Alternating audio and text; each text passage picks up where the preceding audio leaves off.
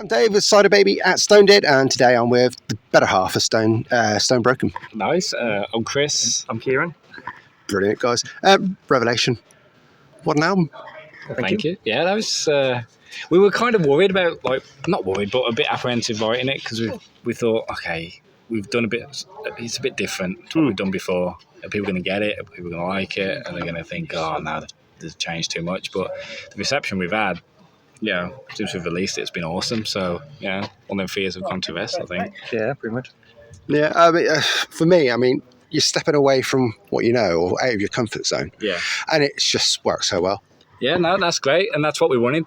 We kind of wanted just to keep it fresh, but not change too drastically. We wanted to keep up so people know it's us. It's just embellish it a little bit. And that's exactly what we wanted. And obviously we worked with a different producer this time around with Dan Weller, and he put his fingerprint, definitely put his fingerprint on it. So no, it's been great. Yeah. So was it challenging?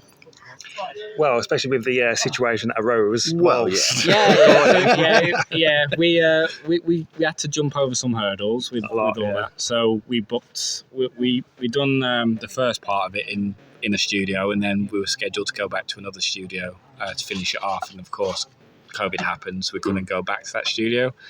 And then we just had to wait, and then eventually we done it in our studio, really. Yeah, around a rehearsal room. So Dan just brought all his stuff, set up, and then we just finished the parts, which is great.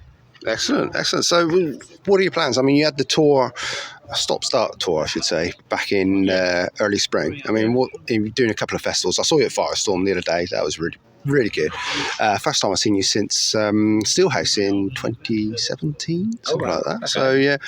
So that's, I've seen how you've grown. So what are your plans now moving forward to more tours, more gigs, more writing? I think this year's been quiet, which is understandable because we're still, although COVID's pretty much, all the restrictions are off, I think people's confidence in going to gigs and buying tickets in the bands and stuff is still not really there at the moment. So I think this year's pretty much quieter than what we wanted it to be, but it's one of those. I think next year we're just going to try and tour and write as much as we can as well. Yeah. Plus as well, everything's kind of catching up, all the reschedules and stuff like that. So everything's kind of getting pushed back, and we're trying to obviously try and book in spaces quickly. Yeah. But I think next year will be full on, I think. Yeah. Hopefully. Yeah. Awesome. Okay, just moving on to other things. What are your inspirations? Obviously, early days, there's quite... You had like the Blackstone Cherry and stuff like that, influences, but now you've grown as people and matured. You're still young compared to me. What are you looking at now for inspiration? We're looking at a lot of pop, really, like some like Ed Sheeran, like with Bad Habits. We listen to that and got vibes off that, and listen to bands like Bring Me and Pop Evil and guys like that. So it's just fresher kind of newer bands on the scene, rather than having the classic influence of what we had before. We just kind of listened to as many new bands as we could, really, Architects and stuff like that. So it's just kind of broadening our horizons with what we listen to. It's just training us old geezers what to like.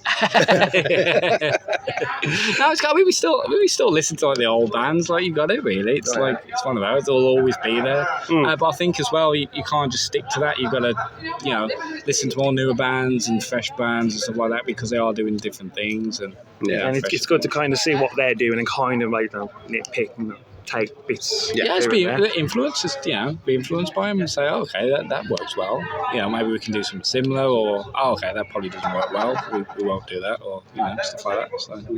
I was talking to Ryan from Riders Creed, and he was putting out Architects and Spirit Box and people like that. So it's quite an eclectic taste, but to mash together to bring what you guys as a genre putting together yourselves. So it's, I suppose, inspirational for us to go and search out other styles of music. So. Yeah, definitely. No, it's that's what we were, especially on this album. We were just let's just let's just take bits what these guys are doing and then just make it our own kind of thing. Which it's great. I don't think kind of the older bands are doing kind of this type of new. It's not like new metal. It's like new rock kind of thing, alternative kind of stuff with all like where it's more like a soundscape kind of thing. Yeah, with different instruments and stuff. Yeah, it's just not 2 guitars, bass, and drums. It's which is what it was in previously. Really, it was a lot of it was just we just went into a studio and just recorded our parts. Yeah. But I think this time around we did want to experiment with different instruments, different production, and working with Dan. He's all about that. So I think it went really well.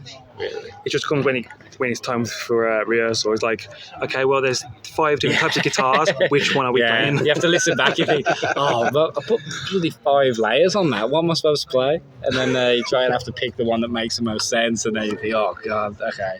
You need like 20 more members behind you to do it. But not impossible, but impractical. Yeah, exactly. Yeah, more mouths to feed and stuff. So yeah. So going back to the album, if you were to pick one track, say, right, this is us now, what track would you say? Oh, I'll probably say I'll probably go with Make It Alive, maybe. Yeah, I'll Make It Alive, because it's quite it's got different elements. It's got like heavy and soft. It's that atmospheric start, and then it just comes in with a typical riff, like a heavy riff, which is what we do. All about the good guitar riffs and stuff. So I think that's kind of the point we're at. But yeah, I mean, my favourite on the album is Devil You Know. Yeah, that's all of ours. So, I think Make It Alive is kind of that staple. When we were doing the album, it was like when we'd done that song, it was like, right, every song needs to be on this level kind of thing, or at least similar. Yeah. But yeah. Okay, one final question.